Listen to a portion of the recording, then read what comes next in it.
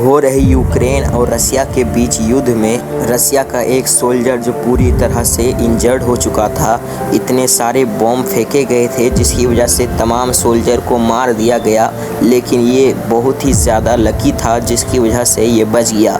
उसके पास में इतने सारे बॉम्ब्स गिराए गए लेकिन फिर भी वो बच गया और अगले 7 दिनों तक बिना खाए पिए एक ही जगह पर पड़ा रहा। फिर जब उसको होश आया तो फिर भी उसको मारने के लिए यूक्रेन के सिपाही उसके ऊपर बॉम्ब गिराने लगे, लेकिन किस्मत लगता है उसके साथ ही था, उसको बचाने की कोशिश कर रहा था। उसको कुछ भी नहीं हुआ और वो बिना खाए पिए उसी जगह पर पड़ा रहा। ऊपर उड़ रही ड्रोन उनका एक ही लक्ष्य था कि उस सिपाही को मार डालेगा बॉम्ब फेंककर, लेकिन उसके बाद जो हुआ उसे देखकर हर किसी के रोंगटे खड़े हो जाएंगे, क्योंकि इसी से पता चलता है कि कितना खतरनाक होता है युद्ध, कितने बॉम्ब्स गिराए जाते हैं, कितने सारे जान जाते हैं। ड्रोन उस पर बॉम्ब फेंकने ही वाला था, लेकिन वो सोल्जर अपने आप को सरेंडर कर देता है और कहता है कि मुझे माफ़ कर दो, मैं सरेंडर कर रहा हूँ। फिर वो ड्रोन कुछ दूरी पर जाकर उस बॉम्ब को फेंक देता है और दूर जाकर उस बॉम्ब को फोड़ देता है, जिससे उस सिपाही को कुछ भी नहीं होता है।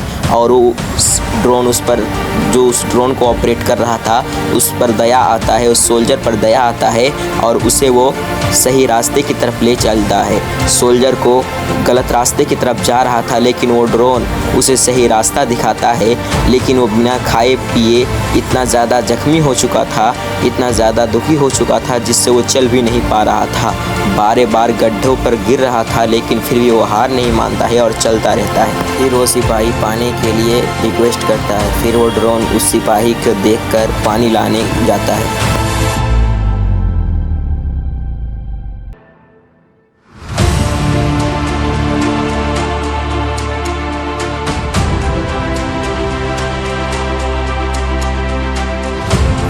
पानी को पाकर वो सोल्जर बहुत ही ज़्यादा खुश हो जाता है और उसका शुक्रिया अदा करता है।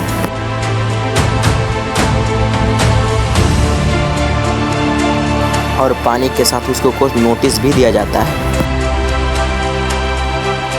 और फिर वो बोतल से पानी पीने लगता है। फिर वो अपने आप को अच्छा महसूस करने लगता है।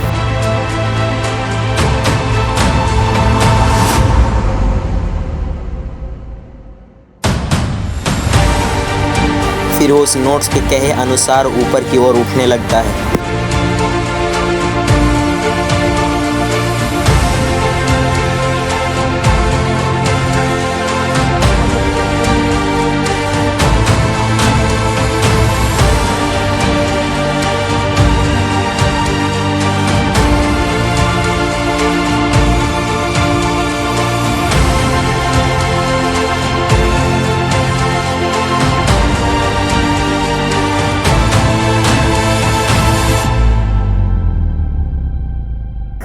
ड्रोन की तरफ देखता रहता है, जैसा लगता है कि वो ड्रोन के साथ अच्छा दोस्ती बना चुका है।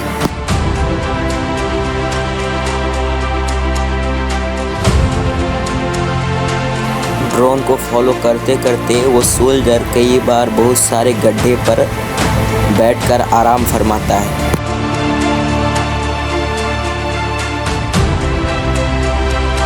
फिर वो सोल्जर उस ड्रोन ऑपरेटर करने वालों को कहता है कि मुझे स्मोक करने के लिए थोड़ा सा टाइम दो।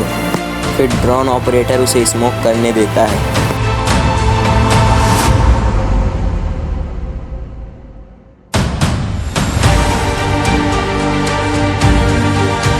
इसके बाद वो सोल्जर फिर से उठकर चलने की कोशिश करता है, लेकिन उसके ही पार्टी की टीम उसे सरेंडर करते हुए देखकर उसके ऊपर बम और गोला बारूद उस पर फेंकने लगता है।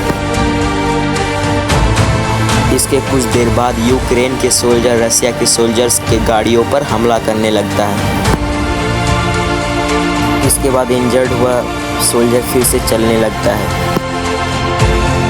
वो सोल्जर ड्रोन को फॉलो करते करते फिर से वहीं पर आ जाता है जहां पर उसका यात्रा और भी कठिन होने वाला था।